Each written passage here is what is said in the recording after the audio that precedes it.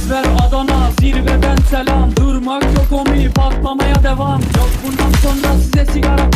Uçuyor yıldızlara müptezel bayan. Ses ver Adana, zirveden selam. Durmak yok omi, patlamaya devam. Yok bundan sonra size sigara filan. Uçuyor yıldızlara müptezel bayan. Harmanım, baba nerede çarşafım? Gördüğüm bu paketler benim dermanım. Hoppa yavaşça açıldı fermanım. Sakın kaçma buraya gel la kezbanım. Adana çocuğu aga şehrimin delisi. Olay büyük kardeş mevzu kendisi. Plaka 01 korkumuz dinle. Yazmak için yine yuttun bence. Hey torbacı bana versene borç. Olmaz lan valla mallar beşi katlıyoruz. Bu yüzden babamın cüzdanını çalıyoruz. Akşam olunca dayak yemeye başlıyoruz.